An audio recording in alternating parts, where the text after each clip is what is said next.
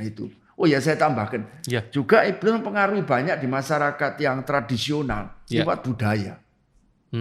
Contoh saja, tarian tertentu di Indonesia banyak ya. Yang ternyata ngundang alam roh tertentu yang bidang budaya itu. Action. Conversation is on. Oke. Banyak terjadi sehingga yang aneh-aneh itu iblis. Tapi dipercaya. Dan kalau ada warga masyarakat sekitar itu yang tidak setuju itu, bisa disuruh pindah dari daerah komunitas itu. Nah jadi iblis kerasan, ada yang melihara. Nah gitu. Kalau menurut Pak Sigit sekarang ini Pak, kan ada banyak film Pak sekarang. Film apa ya? Film-film yang horor gitu. Horor. Kalau horor kelihatan Pak. Iblis ya. Iblisnya kelihatan. Tapi kan ada film Pak sekarang yang misalnya yang apa? Menonjolkan sadisme, berdarah-darah, gitu Pak. Terus apa istilahnya ada juga yang film-film yang menonjolkan yang halus-halus misalnya, kayak iblis, kayak vampir misalnya nikah sama manusia misalnya. Tapi vampirnya baik, nggak jahati orang. Nah itu termasuk praktek-praktek nggak Pak? Termasuk strateginya juga nggak dari si iblis? Praktek okultisme itu. Jelas. Terutama yang kelihatannya dalam tanda petik ya. Oh ini roh baik. Yang aman-aman aja. Aman-aman, malah nolong. Iya. Tadi malam dia ngimpi ketemu penunggu dari situ supaya dia jangan pergi. Ternyata pesawat yang akan ditumpangi mengalami musibah. Baik loh roh itu. Nggak sadar dia sudah bukan ke Tuhan tapi ke roh-roh yang berlagak baik. Nah kemudian yang lihat sadisme ya. Iya. Orang lihat sesuatu yang berulang-ulang akhirnya ya itu tadi sadis itu biasa kalau memang perlu mengapa tidak. Nah kacau akhirnya kejam. Iya. Kejaman. Dan niru karena sudah terekam di otaknya. Oh iya nek kayak ini perlu dihajar sampai kalau perlu sampai cacat tubuh lah. Masuk konsepnya. Hilang sudah prinsip kasihlah sesamamu, kasihlah musuhmu, nggak berlaku bagi yang terhipnotis, dipengaruhi film-film seperti itu. Oke. Dan juga film-film yang nunjukkan umum ya soal roh ya. Gini. Dibuat nggak langsung akrab dan biasa dengan dunia roh yang bukan Tuhan.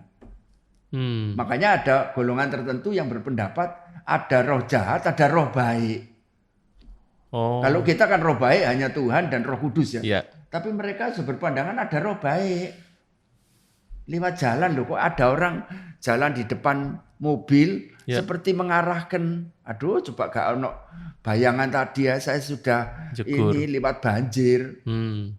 Memang iblis bisa bermuncul seolah-olah baik, padahal ada nanti orang tertarik, nah kedekatan akhirnya kontak. Oke. Jadi istilahnya faktor mempengaruhi pikiran dulu. Itu bisa. Itu bisa ya Pak ya. Termasuk film-film tadi kan pengaruh pikiran dulu. Tapi orang-orang sekarang Pak, kalau ngomong film-film seperti itu ya sudah merasa biasa Pak. Karena contoh gini Pak, kalau misalnya dulu Pak, film ya, Pak Sigit senang film silat enggak? Dulu. Nah, Pak film silat dulu, kalau orang pakai pedang, bunuh musuhnya, itu kan pedangnya enggak pernah kelihatan darahnya kan Pak? Ini film istilahnya nebas orang tapi enggak pernah ada darahnya. Tapi kalau sekarang kan enggak Pak. Serat gitu muncrat misalnya Pak, darahnya gitu. Tapi menurut sutradaranya, loh ya wajar orang baca orang, masa darahnya enggak muncrat, masa darahnya biasa. Kan beda dulu dan sekarang Pak. Nah itu alasannya kan selalu kayak gitu Pak. Loh kita ini bikin film harus senatural mungkin, sealami mungkin, supaya memang kayak gitu kejadiannya. Nah, menurut Pak Sigit kira-kira gimana Pak? Yang terbaik ya mesti milih film yang dilihat. Sudah tahu ini tentang ini wis gak usah ndelok lah, apa film setan-setanan. Ini kejem-kejeman itu. Ya yang baik lah. Kalau penyuka film horor gimana Pak Sigit? Ya kalau bisa ya khususnya untuk anak-anak ya. Anak-anak maksud saya. Remaja enggak baik. Karena nanti akrab. Ada yang lalu ketakutan lalu menjadi nanti di sini ada yang ketakutan karena terus-terusan lihat yang menakutkan. Yang ngeri-ngeri. Tapi bisa juga jadi aku kepingin seperti itu. Nah, ini memunculkan tadi. Yang acaranya biasanya 31 Oktober itu. Bersahabat. Iya. Topeng-topengan bajunya. Termasuk tempat-tempat rekreasi. Kalau di luar negeri itu ada yang serba setan-setanan. Ya. Semacam itu. Nah, kalau tadi Pak Sigit sebut yang tanggal 31 itu ya Pak. Sebetulnya Pak Halloween itu sebetulnya itu memperingati apa sih Pak? Kalau Pak sepengetahuan Pak Sigit. Sebetulnya Pak. Saya kurang mendalami banyak ya terus terang ya. Tapi dari tampilannya kan kadang ditampilkan di TV Halloween di Jerman, Halloween di Meksiko. Itu sudah dibuat akrab dengan yang berwajah setan-setan itu. Akhirnya enggak takut sama setan. Bukan hanya enggak takut, bersahabatnya itu. Jadi kan dibuat perayaan. Dibuat perayaan. Ada apa setan? Ya seneng setan nih. Tapi kalau ada orang Kristen ikut acara itu dan pakai topeng gitu-gitu itu, tentu sangat mendukakan hati Tuhan ya. Tapi padahal kalau di luar sana kan acara itu kan dibuat semacam perayaan yang apa ya, yang selalu dirayakan kan gitu kan, wajib Pak gitu istilahnya. Nah ya, dibuat akrab dengan roh-roh kegelapan. Nah Pak, kalau okultisme itu sehebat itu ya Pak. Sekarang ini iblis itu dibuat tidak serem Pak. Tapi iblis itu dibuat apa ya, seakrab mungkin dengan manusia gitu Pak. Kira-kira membedakannya gimana Pak? Bahwa ini nih karyanya, ini memang karya Tuhan, atau ini nih karyanya iblis Pak? Karena sekarang ini kan susah Pak orang ngomong Pak. Orang selalu ada alibi, ada dalih gitu loh Pak. Nah, iblis kalau dulu kelihatan, sekarang modelnya iblis itu, kalau dulu Pak wajahnya serem-serem, sekarang kan enggak Pak. Iblis dibuat ganteng, dibuat cantik, jadi orang ini merasa, ini biasa dan sebagainya. Ini kan susah Pak bedain Pak, mana yang memang dari Tuhan, mana yang dari iblis. Menurut Pak Sigit gimana? Ini khusus untuk yang umat Kristus ya? Iya Pak. Kalau si umat Kristus yang bersangkutan, enggak soal gerejanya ini, tapi soal iman lah Pak. Imannya pada Kristus saja dan tekun, dan enggak usah hebat-hebat, tapi tekun setia. Iya. Kan pada kita ada Tuhan Yesus, ada Roh Kudus ya? Iya. Itu memberi kita kepekaan. Ini kok enggak srek saya orang ini, gitu loh. Enggak enak suasananya. Itu karena Tuhan Tuhan Yesus ya. Kita dalam Tuhan Yesus dan Roh Kudus dalam kita. Itu memberi sensitivitas khusus untuk masalah demikian. Enggak enak. Misalnya, kami pernah pelayanan tim ini diinapkan di situ, daerah Malang situ. Sudah saya masuk ya ke saya dengan 2 orang majelisnya gereja itu. Yang satu bilang dulu, Pak Sigit gak enak ya daerah sini. Loh, saya dari tadi ngerasa nemu turun dari mobil. Sungguhan daerah itu meskipun tidak ada, ternyata ada dalam tanda petik ya, kata penduduk desa, penunggunya dalam arti roh. Kroso Pak. Nah, terus Pak. Nah, fakta yang lain, kalau kemudian ada orang ini berpendapat gini. Kalau dia bukan Kristen, kalau dia Kristen, kok enggak sesuai firman? Termasuk kemarin dulu, saya tegur seorang, termasuk cukup dikenal orang. Kok gini pandangannya? Ya bisik-bisik 4 mata. Pak, apa Bapak kok bisa begitu Pak? Nah, halus ya. Tapi enggak sadar pola pikir dan filosofinya dia enggak sesuai firman. Tapi saya bantu untuk Pak itu meluruskan. Boleh tahu, jangan dipegang, jangan dianut. Itu bisa. Nggak sadar. Halus. Nah, tapi paling nyolok ya itu kalau dia tiba-tiba bertingkah laku yang ekstrim ya, ngamuk, kerasukan itu yang mudah. kelihatan. Tapi yang tidak kelihatan, kita dikarunia Tuhan kepekaan. Itu ono.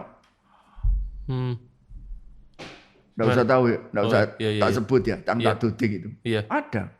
Oh. Berkeliaran. Oh. Sebelum dibangun yang samping itu, Iya. wah tambah. Berarti Pak Sigit punya penglihatan dong, Pak? Bukan, feeling. Oh, feeling. Oh, oke. Justru dia bolak-balik lihat. Dari mana ilmunya, mesti punya. Nah, Pak, kalau itu feeling ya, Pak. Sekarang kalau kadang ini ada orang yang bisa dibukakan mata hatinya, Pak. Misalnya pakai, apa ya? Misalnya kepercayaan gini loh, Pak. Kalau dicukur alisnya bisa lihat, Pak. Pernah nyoba nggak, Pak? Enggak, eman-eman, Pak. Karena Tuhan ciptakan alis untuk wajah kita. Nah, ada lagi, Pak, misalnya. Kalau matanya setelah ini dikasih daun kelor misalnya. Itu bisa lihat. Itu gimana sih, Pak? Saya juga penasaran, Pak Sigit. Konsep-konsep gitu itu dari golongan paranormal, itu golongan yang biasa kontak dengan alam roh. Anu iblis Sam, apa dipukuli dengan godong kelor. Iya. Oh, anu gitu. Sini tidak ada main kelor-keloran, langsung dalam nama Tuhan Yesus. Oke. Setan keluar. Agak melebar sedikit ya, Pak. Ya. Indigo, Pak. Kalau Pak Sigit gimana? Perlu dilacak background anak itu. Karena dari temuan 2-3 keluarga yang anak-anaknya atau cucunya mempunyai kemampuan itu ternyata diurut ke atas. Itu orang tuanya atau biasanya kakek neneknya ya. Itu suka kontak dengan meditasi, kontak dengan alam roh. Oke. Hampir semua tanpa disadari. Ya. Nah, tahu-tahu anak ini setelah lahir ya, lalu bisa tahu, lalu malah ada tuh anak masih TK ya, anak-anak balik masih apa namanya? Kelas sebelum sekolah SD itu ya. Itu lalu playgroup istilahnya. Di rumah, padahal masih anak satu ini. Ada seperti temannya bermain. Lalu mamanya, ada apa kamu? Wah, mami ada apa? Temanku pergi. Loh, mana temanmu? Tadi lewat jendela keluar. Nah, ayahnya anak ini ngontak saya, mungkin disuruh istrinya ya. Ternyata betul dilacak ke atas, kakek nenek buyutnya anak ini suka bermeditasi kontak gitu aja. Iya. Sehingga si anak ini menjadi punya kemampuan setelah didoakan enggak bisa lagi. Si anak ini enggak bisa lagi. Lalu kemudian justru saya enggak terima familinya. Ada apa diusir-usir itu? Oh. Nah itu. Nah, Pak Sigit, kalau misalnya kayak gitu ya.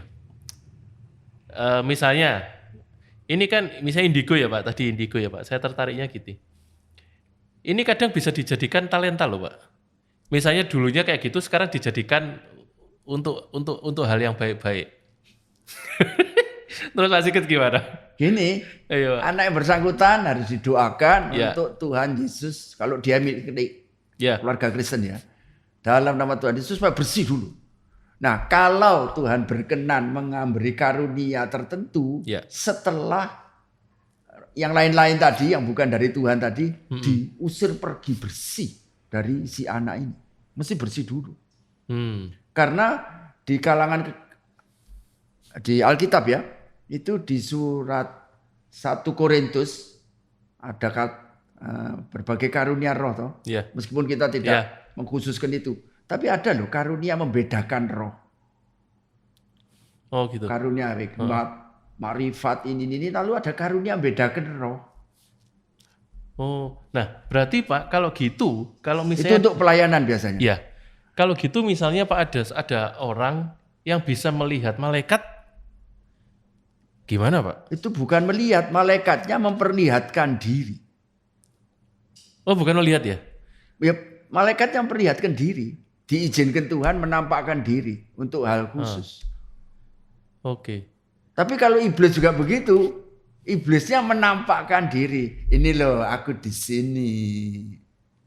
Bukannya dia melihat, bukan ya Pak ya? Loh, memang melihat, tapi ini loh, si makhluk roh ini memperlihatkan memang diri, menampakkan. Sengaja. Oh. Kalau kebetulan Pak, saya ini Pak, saya ini seneng apa ya, lihat yang horor Pak. Dan saya banyak baca buku misalnya kayak gitu. Pak, kalau misalnya Pak, orang itu bisa melukis Pak. Itu kan ada kan Pak. Saya punya misalnya melihat tuh ada orang yang punya talenta. Jangan talenta. Punya sesuatu yang lebih. Keahlian lah.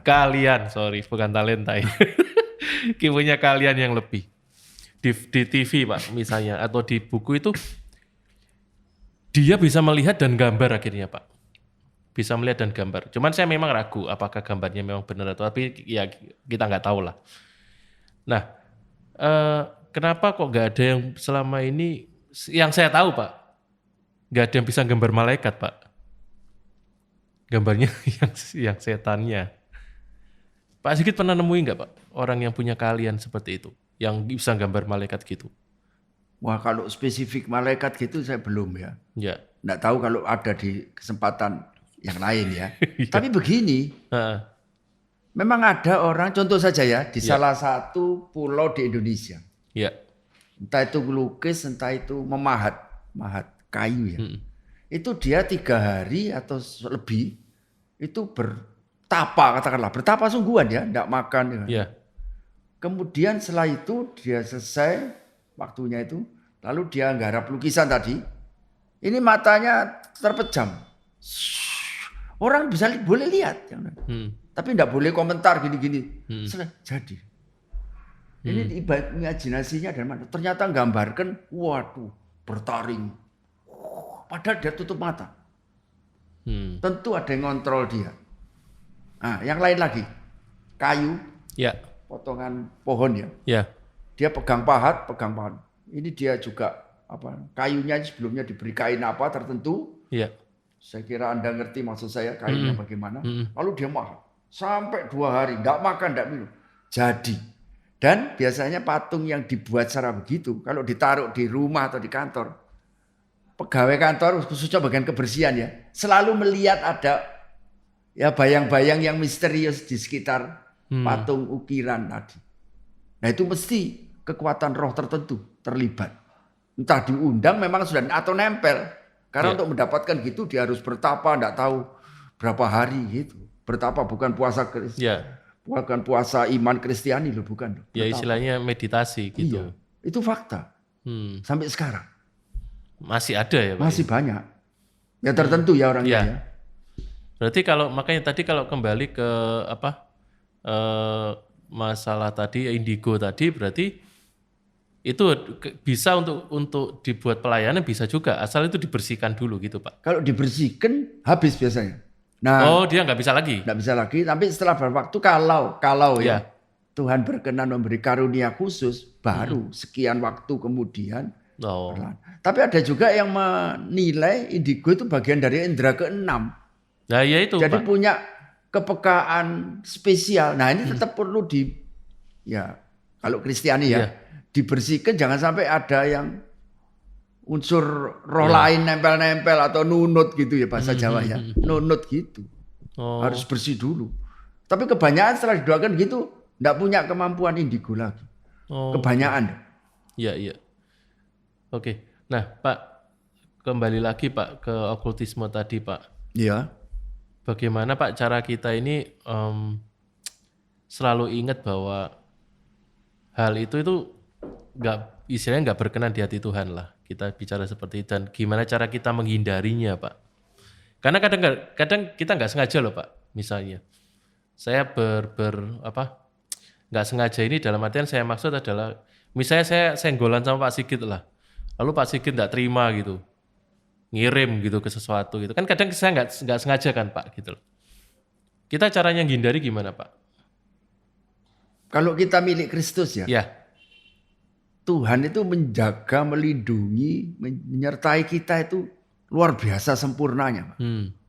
Nah saya sendiri sudah berapa kali coba diserang pihak tertentu dengan berbagai model guna-guna. Perlindungan Tuhan ibaratnya perisai ya, tameng ya. Nggak bisa, bukan saya nggak mempan. Tapi kuasa Tuhan itu yang memproteksi kita. Bahkan ada yang mental balik. Ini terjadi sudah agak lama. Saya enggak tahu kalau ada yang nyana. Kemudian ada anak kecil datang, anak orang sungguhan ya.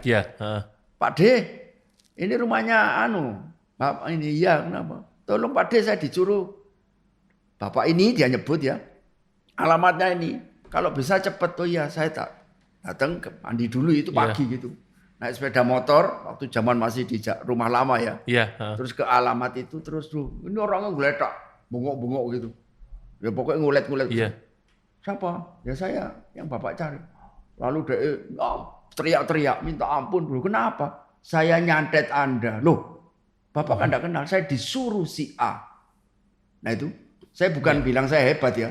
Perlindungan Tuhan Yesus sangat sempurna. Kalau kita tekun dalam Dia. Oke. Istilahnya kalau kita dekat sama Tuhan, kita tekun, sengaja atau yang pasti nggak sengaja misalnya, ya Tuhan akan lindungi kita. Pasti perlindungan. Dan nggak mungkin kita sengaja untuk mendekati itu gitu ya. Oke. Mendekat pun misalnya saya pelayanan pada orang yang kerasuan. Iya. Pasti sengaja. Oh, Pak tolong Pak ini gini. Kayak hari Sabtu, hari Senin seminggu yang lalu Pak. Ini Senin kemarin. Iya. Ada satu keluarga yang ngalami gitu, datang. Warga. Iya. Nah dari situ kita terlihat bagaimana Tuhan menolongnya. Datang dengan kesiapan khusus. Kan enggak tahu tuh kekuatannya sampai di mana nih. Itu loh. Nah biasanya persiapannya apa Pak Sigit? Kalau misalnya Pak Sigit yang melakukan pelayanan itu Pak? Yang pasti doa. Oke. Kalau bisa ada tim. Ya. Tapi kalau dari informasi, wah ini golongan kelas berat, katakanlah kelas berat ya. Pakai doa puasa. Sehari sebelum berangkat ke situ. Dan pada hari pertempuran rohani. Ya. Dan pulang pun juga doa, karena ini bisa serang balik loh. Nah ya itu Pak. Makanya doanya Tuhan lindungi sebelum, saat, dan setelah pelayanan sangat penting. Bisa ya Pak ya? Loh pasti. Oke. Cuma kita tidak boleh sembrono loh. Ya. Ayo wes, mari pelayanan nanti kita makan-makan. Bukan gitu. Seharian terus dalam konsentrasi. Tuhan sertai aku, lindungi aku dan keluargaku. Gitu Pak. Apakah itu orang-orang khusus Pak? Misalnya Pak Sigit ini memang dikasih Tuhan talenta untuk melakukan pelayanan-pelayanan seperti itu. Atau semua anak Tuhan itu bisa Pak sebetulnya? Sebetulnya kalau melihat Injil Markus pasal 16. Ayat 15 dan berikut sampai selesai ya. Itu pasal terakhir. Antara lain Tuhan mengutus ya, beritakanlah Injil. Lalu ada mengusir setan dengan namaku, tanda orang percaya. Sebetulnya bisa. Tapi masalahnya kan perlu diinformasikan, diberitahu cara-caranya ke jemaat. Oh, oke. Dan jadi, juga enggak boleh sembrono Pak. Nah, ya itu cengingisan. Ketika di tempat pelayanan, wih ayu nih anaknya. Belum sudah ada siaga gitu. Oke, istilahnya harus fokus ya Pak. Itu pernah pelayanan ke salah satu pulau beberapa tahun yang lalu. Ini satu tim ini orang satu dari tim ditempeleng sama roh tertentu. Ya langsung pingsan. Ada bekas tangan. Oh gitu Pak. Tapi bukan tangan orang. Iya. Ya setelah doa 2-3 jam baru sadar dan ya sudah lemes semua dia. Sembrono, sini suruh doa katanya, silakan doa, kita foto-foto. Oh gitu. Nggak bisa sembrono ngadepi gitu. Iya. Berarti intinya semua anak Tuhan sebetulnya bisa. Bisa. Tanda orang percaya. Ya di Markus tadi. Markus pasal 16, kalau boleh saya kutip sebentar. Iya Pak. Markus pasal 16, 17 ya. Ayat 17. Tanda-tanda ini akan menyertai orang percaya, mereka akan mengusir setan-setan demi namaku dan seterusnya. Oke. Tapi kan kadang ada orang banyak anak Tuhan juga nggak berani Pak melakukan pelayanan. Nah, memang faktor cara dan berani perlu Pak. Tapi tidak boleh gegabah. Iya. Tapi repotnya pernah ada satu keluarga, tapi sudah lama. Kita perlu usir ini Pak. Lalu keluarga, ya jangan keras-keras ya Pak ya. Kita persilahkan pergi dengan baik-baik. Loh, ojo gitu. Ini bukan ngusir tamu tetangga ya. Ojo Pak, nanti efeknya Pak ya. Wah. Ya wis doa umum ternyata diganggu terus, akhirnya berapa minggu kemudian ya wis Pak diusir ya Pak. Aku didik-didik terus ya bengi Pak. Loh didik-didik betul. Iya. Oh gitu. Di daerah Patemon rumahnya. Iya.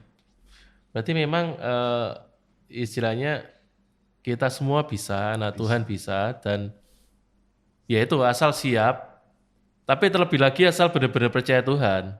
Pasti. Ya kan Pak, kalau enggak setengah-setengah ya iblisnya mau diusir, bolo dewe, enggak apa-apa. Juga iman si Kristen deh ya. Iya, iya. Itu Matius 17, jenis seperti ini selain dalam nama Yesus ya, harus disertai persiapannya itu dengan doa dan puasa. Iman, doa, puasa. Makanya tadi kalau kasusnya berat saya pakai puasa sebelumnya. Iya. Tapi mendasar iman dan doa tadi. Kalau bisa dengan tim. Iya. Nah Pak Sigit, ini terakhir Pak pertanyaan. Ya. Kasus yang paling berat Pak dari Pak Sigit apa Pak mengenai okultisme Pak? Yaitu seorang remaja perempuan Ya. kerasuan. Waduh, itu makan waktu hampir 2 minggu ya. Di daerah Raya Darmo. Yang satunya lagi di daerah Tambak Sari. Itu kerasukan roh apa ya? Supaya banyak, maaf ya. Supaya banyak pria terpikat kepadanya. Oh, oke. Itu pertempuran melibatkan beberapa tim doa khusus. Itu. Akhirnya memang iblis kalah, tapi setelah itu waduh Pak, kelelahannya kerasa, kelelahan fisik ya. Iya. Waduh, capek. Iya. Maka itu tidak boleh dipandang remeh. Di zaman modern pun gitu-gitu masih banyak. Ya itu. Apalagi yang pakai kuasa gelap. Halo Mas. Nah itu. Oh iya. Itu mesti hampir semua pakai itu. Bukan sekedar Iya. salon. Iya. Tapi memang ya itu tadi Pak. Memang sekarang ini masih walaupun zaman modern, transformasi praktek okultisme itu masih bekerja gitu kan. Tapi memang transformasinya, strateginya bisa semakin banyak jenis. Iya. Dan banyak lihai. Iya. Dan kita sebagai anak Tuhan harus hati-hati dengan hal itu. Oke. Pak Sigit, mungkin ada yang perlu disampaikan ke jemaat Pak mengenai bagaimana kita ini menghindari, ya istilahnya janganlah nyoba-nyoba seperti itu, janganlah kita mencoba hal-hal yang berbau okultisme Pak. Kalau melihat di surat Efesus ada salah satu ayat, jangan beri kesempatan atau jangan beri tempat pada iblis. Karena iblis musuh Tuhan ya. Ya, itu yang pertama. Kedua, jangan kompromi dalam bentuk apapun. Entah minta tolong sembuh, entah minta tolong perusahaan laris, dan lain-lain. Atau tanya, minta jodoh, tambah. Jodohnya dari demit. Jadi jangan kompromi. Dan ketiga, sebetulnya ketiga ini intinya, kemurnian iman Kristen. Karena dengan iman dan dengan nama Tuhan Yesus kita kalahkan iblis yang manapun, meskipun tidak boleh gegabah ya. Ya. Gitu. Dan keluarga kita, anak cucu perlu dibekali, yaitu jangan beri tempat pada roh-roh lain selain hanya kita hanya ke Tuhan Yesus dan ya Allah Tritunggal ya. Ya, oke. Ya, oke Pak Sigit, terima kasih banyak Pak untuk waktunya. Terima kasih. Semoga tetap terus sehat Pak untuk melayani Tuhan Pak. Terima kasih banyak Pak. Oke Sobat Podcast, ini pembicaraan kita dengan Pak Sigit Purbandoro. Biarlah itu menjadi suatu pembelajaran, wawasan, inspirasi bagi kehidupan iman kita. Tuhan memberkati. Cut. Conversation is off.